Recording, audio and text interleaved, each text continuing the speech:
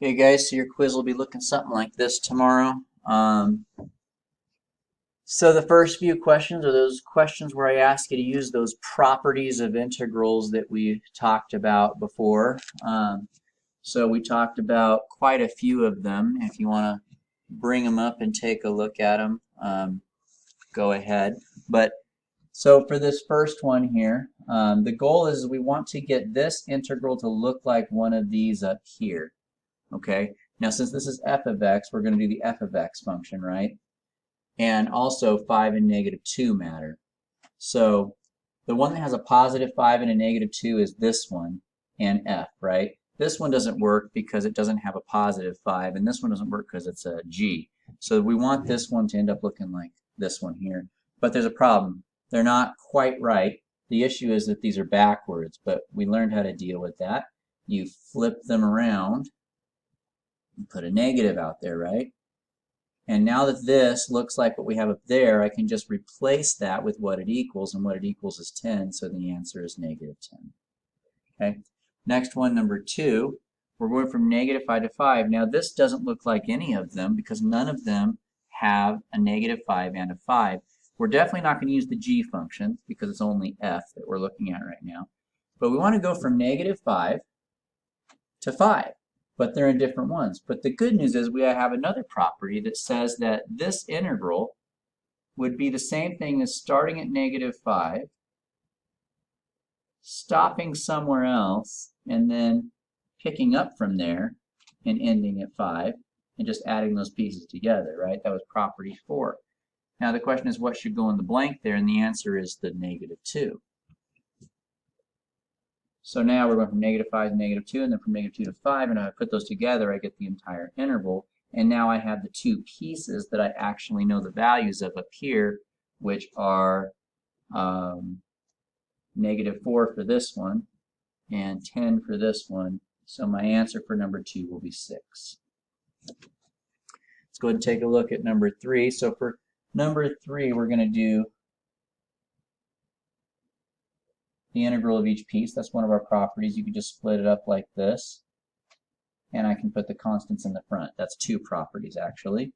Putting the constant in the front is one, and distributing the integral through is the other. Now I'm not going to put this constant in front, and we'll talk about why in a minute. But for now, we're going from negative 2 to 5, negative 2 to 5, negative 2 to 5. So now that I've done this, I can just replace this with what it equals up there, and that equals 10, right? And then plus 2, and we could replace this one. Now pay attention, this is g this time, right? So g from negative 2 to 5 is 9, plus, now this last one was one of our other properties we learned. I think it was property 6. And this is the rectangle property, where this represents the height of the rectangle and the base is the distance between your limits. So 5 minus a negative 2. So we end up with 30 plus 18 plus 35. And we could add all those up and be done. So,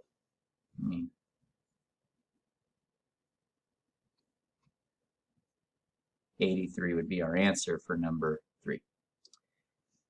All right, let's go ahead and take a look at the next one here. This one's kind of weird. Now you'll notice that we're dealing with f, so we're definitely not working with g, but look at these limits. Those don't even exist up here, so what the heck are we going to do with that? Well, it's just kind of like a little trick question, but check this out. What do you notice about these? They're exactly the same except they're reversed. So what I'm going to do is I'm going to take this one here, and I'm going to flip it over. And what do we do if we flip it over? Well, actually, let me back up. How about instead of flipping this one, we'll flip this one. That way we keep the smaller one at the bottom. So I'm going to flip this side over, and I'm going to put the negative 3 in the bottom. Sorry, it's supposed to be plus. And a negative 1 on the top. But when you flip it, what do you have to do? You put a negative there. Well, so if I'm adding a negative, that's the same thing as subtracting. And well, since those two expressions are identical, anytime you subtract something from itself, no matter what those values are, the answer is 0. So the answer to that one is 0. All right, so those are the properties. Here's another way we'll be dealing with the questions. We'll be looking at areas under the curve. So the image of f of x below consists of a linear function, that's our straight line that you see there, a constant function, that's the horizontal straight line that you see there, and two quarter circles, which are the curving parts that you see, and we're going to be finding the integrals. Now, just as a heads up, you're probably going to need to be finding the areas of all these pieces, so let's go ahead and do that now really quick. So, let's see. We're going from -5. Oops. So we need to find the area of that piece. The height is -6. The base is 3.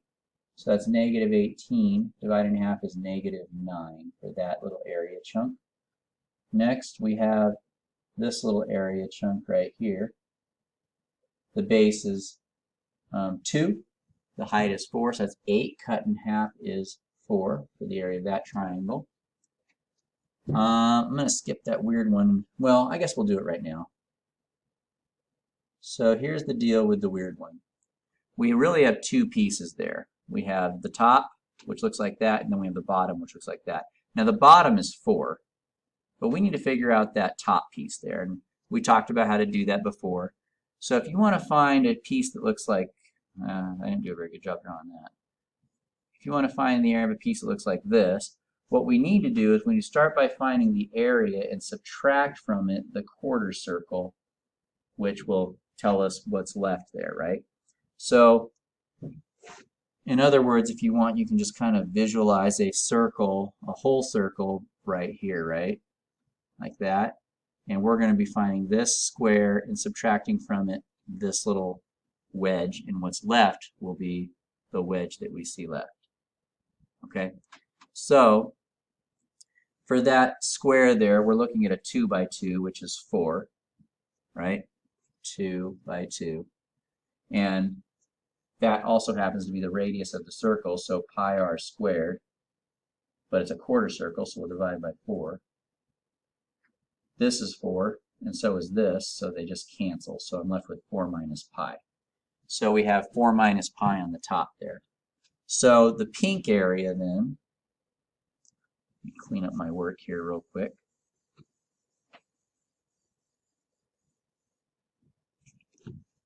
Get rid of this too for now. Oops. Oh, well, I guess we'll call that the green area now. I lost my work. All right, but we'll call the next one the green area. This one we decided was going to be pi minus 4, right? Or was it 4 minus pi, right? There we go, 4 minus pi. Okay, next section from here to here. The pink area is going to be 6. And then our last little section over here, this quarter circle, is going to be pi. A quarter circle, once again, with a radius of 2. So there's all your pieces of area under the curve. Now let's go ahead and evaluate these. So for part A, find the integral from -4 to 0. So we're starting here, and we're ending at 0. So here's the issue. This does happen sometimes. Since I'm starting at 4 instead of -5, I'm not going to use this triangle. We're going to make it a little bit of a shorter triangle like right here. Now here's the good news. Look at this triangle here and look at this one. They're exactly the same. It's just that this one's underneath and it's negative. So they're going to cancel and end up being 0. So if I go from here to here, those cancel, ending up making 0. Let's look at the other one. Part B, we don't like bigger limits on the bottom, so we're going to reverse that. So we're going from 2 to 5. So I'm starting here, and I'm ending at 5, which is here. That's easy. That's just 6, right? But don't forget, since we flipped it, it's a -6. All right, next one. We're going from -2 to 7. So -2 is here, and 7's all the way over here. So we're just going to be adding together all of these chunks. So we have 4 plus 4 minus pi plus 6 plus pi. The pi's cancel, and we end up with 8 plus 6, which is 16. This one's interesting. We didn't talk about this in class, but let's see how to do it here. So absolute value. So basically what this means is wherever you're going to have a negative area underneath the curve, it's just going to make that area become positive. So I want to find out what is the area under the curve from -5 to 0. Okay, well, since we're taking the absolute value of this, what we could do is we could think of this upside down triangle here as being flipped upright. So instead of going down -6, think of it going up. That way it's like a positive area, right? So when you have an absolute value, what you're going to do is you're going to take the absolute value of your function, which means all the negative areas are going to become positive. So over here now we have a height of 6, a base of 1, 2, 3, that's 18, so that's 9 now. It used to be -9 because we're doing the absolute value of the function. All the negative values become positives. And in the same way, this is 4, so this answer will be 13. Okay, 9 plus 4 is 13. Okay, next one. Let's go ahead and continue on. Evaluate each integral. Oh boy, these ones are fun. Let's go ahead and start with 6. 6 is an easy one, and then we'll move our way on up to 7, which is a little bit harder. Then we'll close out with 8. So for number 6, the first thing we have to do is turn that into a piecewise function. The way you do that is you set the inside equal to 0 and solve, and then you set up a number line, and you see on which side of this number line will the absolute value change the signs. So if I pick a number to the left of 2, like let's say 0, I end up with the absolute value of -2, which changes the signs. So for any values of x that are less than 2, we're going to be changing the signs. And the other one next to it will be the opposite. So there will be no change for any values of x greater than 2. So when I write my piecewise function, we're going to write what's in here twice. One for where x is less than 2, and one where x is greater than 2 or equal to. You got to put an equal there somewhere. But for the one that's less than 2, the top, we're going to change the signs. And there's my piecewise function. So that's the first thing. The next thing you have to do is you have to set up an integral. Okay, so we're going like this. We're going to integrate the first part, and then we're going to integrate the last part, right? Now the first part, we're starting at 0, but we're ending at 2. And the second part starts at 2 and ends at 3. So from 0 to 2 is -x plus 2, because that's where x is less than 2, and the interval 0 to 2 is less than 2. And for the interval 2 to 3, that's going to be the one on the bottom, the positive x minus 2, because 2 to 3 is an interval that's greater than or equal to 2. Okay. Now from here, we just get to do some basic integration, which we've been kind of struggling with and we need a lot of review with, so pay attention here. But anyway, what we do is the first thing we're going to do is we're going to integrate these functions. So we start by putting some brackets here and putting the limits back on. And before I fill in my brackets, we got to integrate this. So the integral of x is going to be -x squared over 2. You add 1 to the power and divide by that value. Plus the integral of 2 is 2x. Repeat that process over here for the other one. It's going to be the same exact thing, it just has opposite signs, so shouldn't have to worry too much about doing the integral twice there. It's the same thing twice. Now we get to do the actual evaluation, and this is where you got to be organized and careful with your work, and here's how I recommend organizing your work. Start off with a big giant set of brackets with 2 sets of parentheses inside with a minus for each one of those bracket sets. So just start off just like that. Oops, I don't think I wanted that negative there yet. So there's your setup. Now what goes in the first set of parentheses is what you would get when you plug in 2. So I'm going to go ahead and plug in 2, and I'm going to end up with -4 over 2, which is -2, plus 2 plus, when I plug in the 2 here, I get 4. Then I'm going to plug in 0, and that's going to go in this one. But if you plug in 0, you're just going to get 0 plus 0, so that's pretty simple. Next one, we're going to plug in 3, and that's going to go in this next bracket set. So I'm going to end up with 9 over 2 minus 6. And then I'm going to plug in 2, and I'm going to get 2 squared is 4, divided by 2 is 2, minus 4. All right, the next thing I would say is go ahead and distribute. So after you've got your setup, you plugged everything in, go ahead and do any distribution. And as you do the distribution, just go ahead and get rid of the parentheses. So there's nothing to distribute here, so we can get rid of that. The zeros, we don't really need those. You just get rid of them, honestly. Plus, nothing to distribute here, 9 over 2 minus 6. But we do have to distribute this negative here, so that's going to be minus 2 plus 4. At this point, you're going to go ahead and just combine all your fractions that are the same, but in this case, I only have one fraction, so I can't combine it with anything else. I'm going to combine all these numbers together, though, for now. So negative 2 and 4 is 2. Take away 6 is negative 4. Take away 2 is negative 8. Add 4 is negative 4. So now I've got negative 4, and then I still have that fraction left as well. At this point, we're going to go ahead and just get a common denominator. And this process I'm going through, I would highly recommend to you guys. So the process was integrate, set it up with brackets, plug your stuff in, distribute, combine like terms. And when you're all done combining like terms, you really should just be looking at the end, a very simple expression involving one or more fractions with a number. And all you have to do is get a common denominator to get the answer. Now, tons of room for mistakes, though. I do get it, so, but it just takes care and organization. Final answer is a half. I hope, if I did it right. Curious.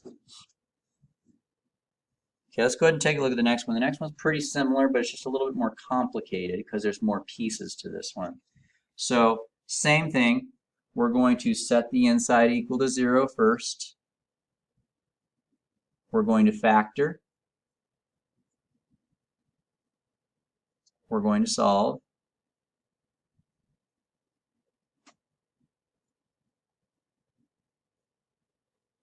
And those tell me my test points for my number line test. So I'm going to pick a number to the left of 0. So let's say I pick negative 1, and I plug that into this function here. All right, so that's what we get if we plug it in. So if you square this, you get 1, and then 2 negatives make a positive. So there's no change here.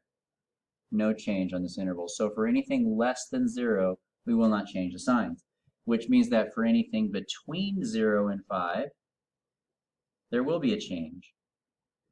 And once again, we flip again back over here. For anything greater than 5, there will be change. So back to our integral then. I'm sorry, our piecewise function. We're going to write this expression inside the absolute value 3 times.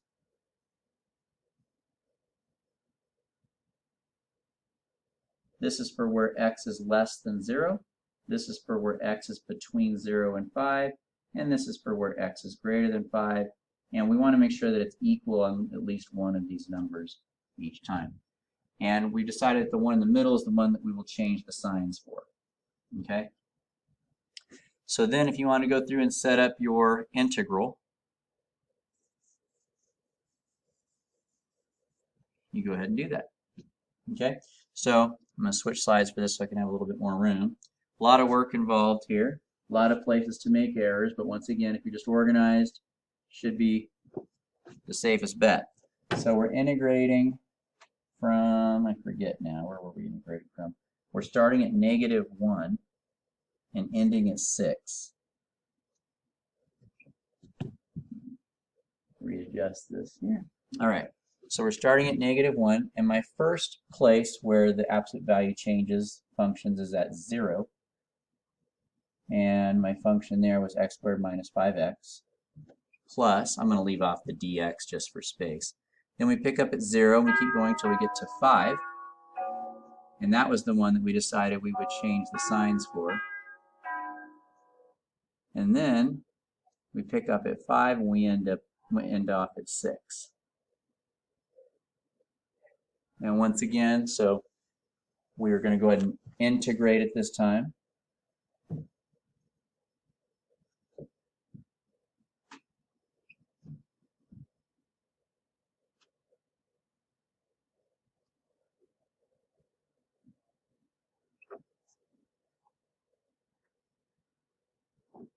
Oh, silly Mr. Bailey, I made my very own mistake I told you guys not to do. I just put the function in, and that's wrong. You have to integrate your function. All right, keep going. Okay, so the integral of x squared minus 5x would be x cubed, got a better 3, over 3 minus 5x squared over 2. Oh my goodness, we're going to have some fun with fractions on this one. This one will be the same thing, it's just that it's going to have opposite signs.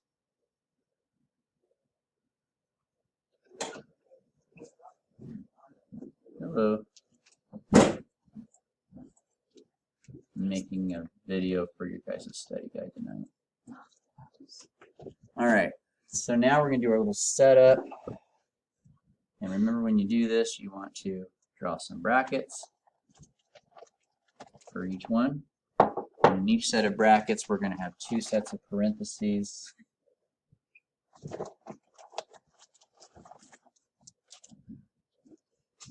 And then we're going to go ahead and plug it in here. Okay. So we're going to plug in 0 first here. And that's just going to be 0. That's easy. Then we're going to go ahead and plug in... Hello, Mr. Bailey. Hello. We're going to go ahead and plug in -1, which is going to give me -1 over 2 minus 5 over 2. Oh, I'm sorry, this is 1 over 3.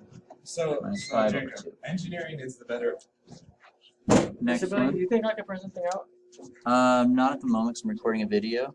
Oh, my But God. I'll be done in about 5 minutes-ish, and then you can use it. And then we're going to go and plug in the 5. So we have -125 over 3 plus 125 over 2. And then we're going to plug in 0, which thankfully, once again, is just 0. Plugging in our 6. What's 36 times 6? I don't remember. 18, 216. Okay. So plugging that in with 216 over 3 minus 36 times 5 would be 30, 15, 17, 18. So that's 180 over 2. And then finally we're going to plug in the 5. So 125 over 3 minus 125 over 2. Alright, so the next thing we're going to do after that is we're going to go ahead and distribute everything.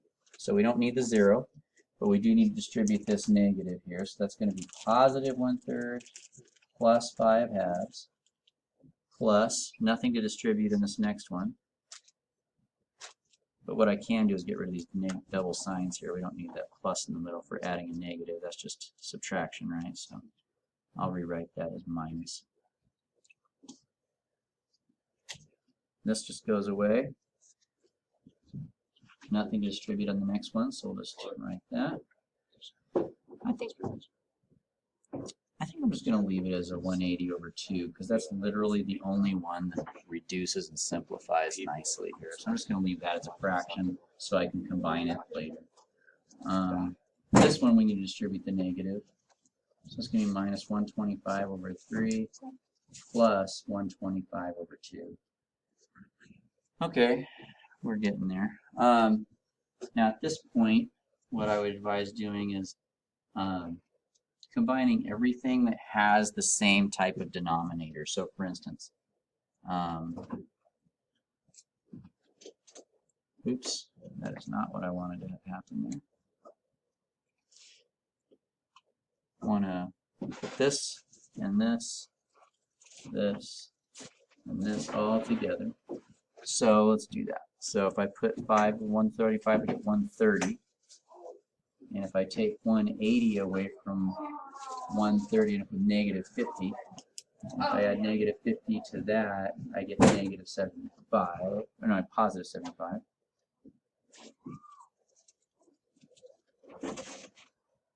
Over 2. Next, we're going to go and do all the ones that have a denominator of 3. Let's see here. So we have that guy, that guy, that guy, and that guy. All right, so here's the good news. These will just, no, sorry, wrong answer. So let's just go left to right. 1 take away 125 is negative 124. If I put that with 216, 92, so that's 92. And then if I take 125 away from that,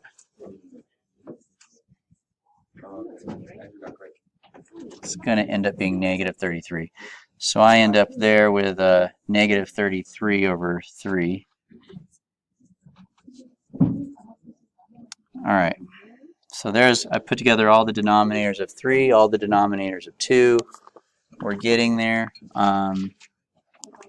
So what's next here? I think what I would do is I would reduce this first, just because it's easy now to do that. This does not reduce. And then what I do is get a common denominator, if you want to keep it as a fraction anyway. Technically, you could go with decimals if you want to, but I don't think they'll be presented that way on the test. Then we just combine those. So 75 take away 22. No, 53. So we end up with 53 over 2, and I'm with you. I hope that's right. So, all right, guys, last question, number 8. You have to just recognize these. This is a circle, okay? Gave you guys a little formula a while back. It looks something like this, I believe.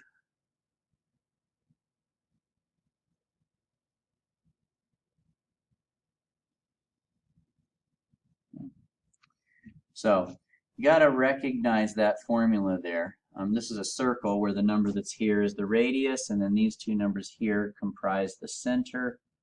So it's not obvious, but once you get used to it, I'd throw it on a flashcard or something and just kind of make a note of the fact that that's supposed to be a circle. So my radius is going to be the square root of 16, which is 4. So my radius is 4. And since there's no number next to the x and there's no number outside of the root, my center will be 0, 0 at the origin. So we're going to go ahead and graph a circle here. 0, 0, up 4, right 4, left 4. Now, since this is a positive square root, we're only going to be graphing the top half. If it was a negative, we'd be graphing the bottom. Now, according to the integral, though, we also have to pay close attention to these limits. Sometimes they might want you to go from here all the way to the end of the circle. Sometimes they might want you to only do half of the circle. In this case, we're going from negative 4 to 0, so we're only looking at this half of the circle, or this quarter of the circle, I should say, there. So it's a quarter circle. And the area of a quarter circle is pi r squared over 4. The r is 4. 4 squared is 16, and 16 over 4 would make 4 pi as our final answer there. Okay? So it doesn't look like a geometry question, but it actually is. You just have to recognize that that's a circle, graph it, and do the math that way. All right, guys, so we'll see you tomorrow for your quiz.